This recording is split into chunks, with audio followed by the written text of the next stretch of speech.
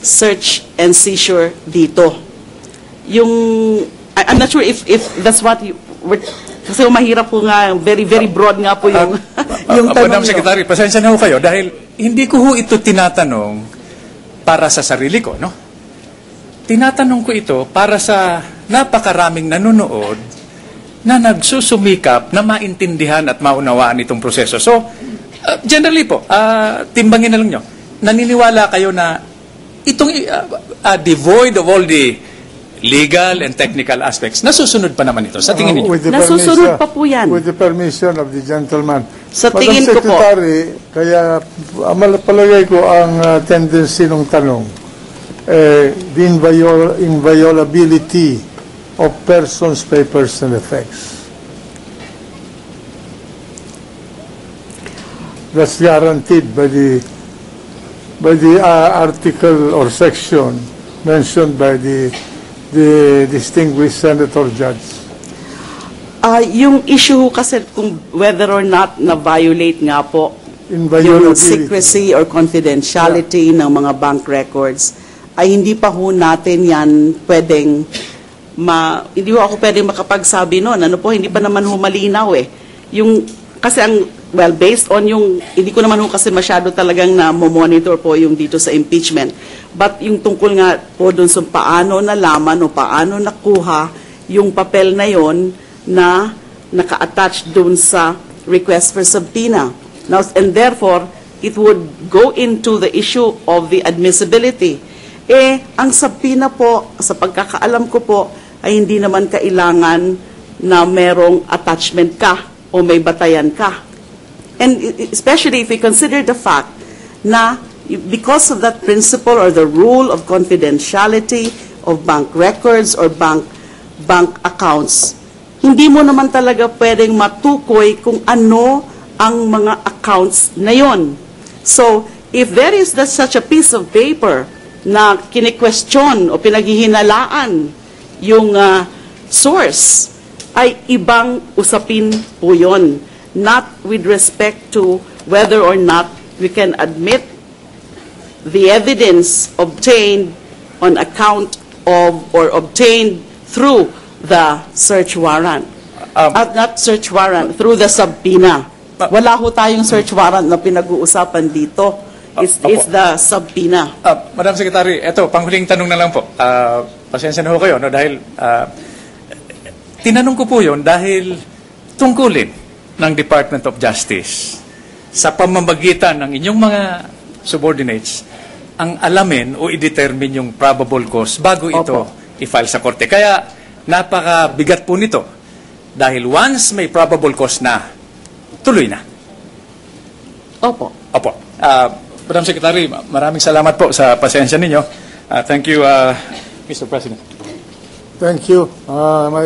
Majority Floor Leader.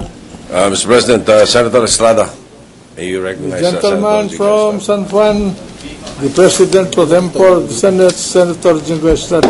Thank you. Maraming salamat po, Ginoong Pangulo. Ang aking katanungan lang po ay para sa prosecution panel, si Congressman Dasa.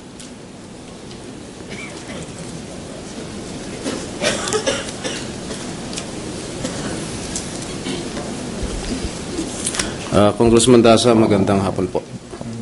Magandang hapon po, Ginoong President Pro Tem. Congressman, matapos ko pong basahin ng Article 7, tama ho bang sabihin na ang nais niyo pong patunayan dito ay yung hindi patas yung pagdedesisyon ng punong maestrado sa mga kaso ng mga Arroyo na inihain sa Korte Suprema, particular na po ang temporary restraining order na pinag-uusapan ngayon. Opo. Okay. Nagtataka lamang po ako dahil dun sa Article 1 na final niyo po rito sa amin, ay halos may similarity, halos may pagkakahawig. Sapagkat ayon sa Article 1, respondent betrayed the public trust through his track record marked by partiality and subservience in cases involving the Arroyo administration from the time of his appointment as Supreme Court Justice which continued to his dubious appointment as a midnight Chief Justice and up to the present. Bakit hindi nyo na lamang po pinagkaisa ang bahaging ito sa mga aligasyon sa ilalim ng Article 1? Kaya pinag-uusapan rin natin dito yung mga desisyon ng punong maestrados pabor sa mga Arroyo. Dahil po sa yung dalawang petisyon o usaping iniharap laban sa kalihim ng katarungan, hindi pa po nadidesisyonan on the merits. Doon po sa Article 1, ang pinag-uusapan po ang boto ng Chief Justice sa mga ibang asuntong na desisyonan na magmula na sila ay maupo sa Korte Suprema. Nasa aming paratang, nagpapakita ng kanyang partiality. Yan po. Hindi pa po kasi nadidesisyonan mismo yung dalawang petisyon. Kaya iniwalay po ito, napunta po sa Article 7. Dahil ang Article 7 po ay tungkol lamang dun sa mga nangyari o mga bagay-bagay na nauukol sa temporary restraining order. Kayo ba may plano ba kayo magpresenta ng mga witnesses sa Article 1? O hinto nyo na rito sa Article 7? Pag-uusapan po namin yan. Pinag-uusapan po namin yan. Wala pa po kaming kapasyahan tungkol sa bagay na yan. Okay. Noong aprubahan po ng Korte ang nasabing TRO, pangilang beses ang pagkakataon niyon na nagdesisyon ang punong maestrado sa pabor sa mga Arroyo? Meron ho ba kayong datos na dala? Kung ilan yung meron ba kayong voting pattern na dala ngayon? Kung ilang beses na bumoto si CJ Corona na pabor sa mga Arroyo? Yan po nasasaad nga doon sa mga dissenting opinions. Sapagkat kung ano man ang sasabihin ko, tatayo po kagad ang magiting na... Ngayon hindi ho siya pwedeng tumayo best ngayon. record. Sasabihin po, the dissenting opinion is the best evidence which contains. Ilan ba ho, ang tanong ko ho sa inyo, let's be specific on this matter. Ilan ho ang mga kaso ni Gloria Macapagal Arroyo na pinaboran ni Chief Justice Corona?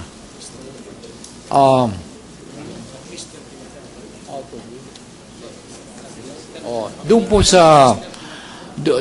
sa aming kaalaman, doon po sa research na ginawa ng aming pangkat, lumalabas po na mas o menos mga 31. 31 ang kaso po Opo. ni Ginang Arroyo. Opo, at ang percentage, kung hindi po ako nagkakamali, pumapabor po ng mahigit sa 80% mas o menos ang individual vote po ng Chief Justice. So 80% ang pabor, 20% ang dispabor. Ganyan po. Ganun po ba? Mas o menos, sabi nga nila. Alright.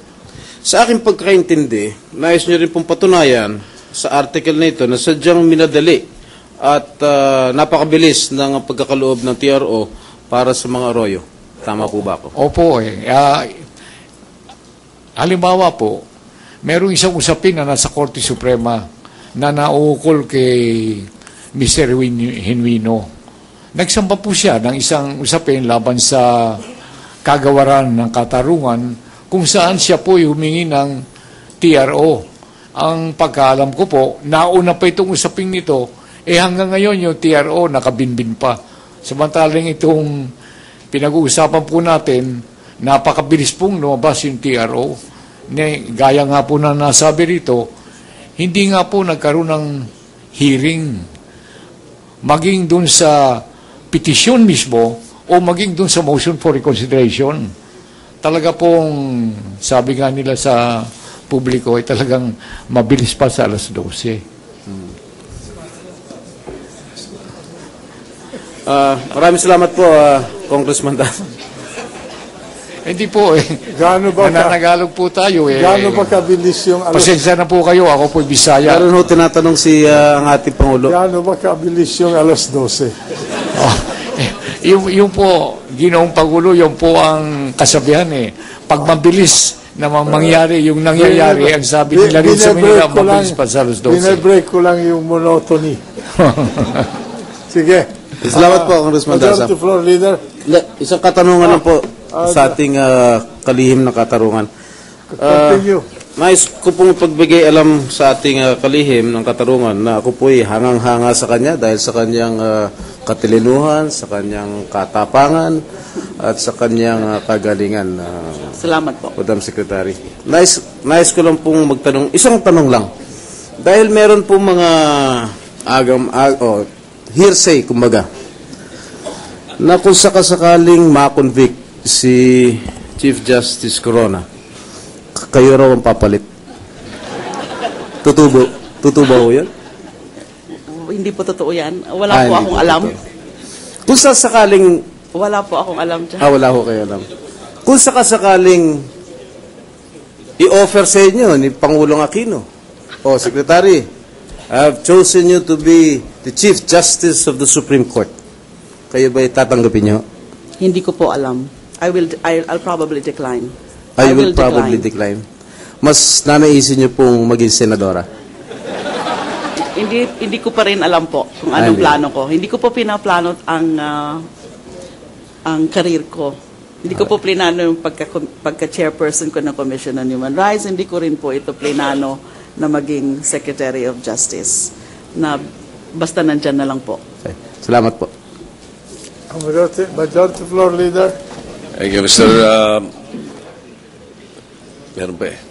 Mr. President, to complete the cast, may we have the third soldier in the Senate, Mr. President, Senator Trillanes. The gentleman from Caloocan Caloocan, and Bicol, Mr. Senator President. Sonny Trillanes. Thank you, Mr. President. Madam Secretary, marayang hapon. Marayang hapon po. We may have had differences of positions in the past, but we are definitely in agreement in as far as preventing Congresswoman Gloria Macapagal Arroyo from escaping the country. And I believe justice was served in that particular instance. And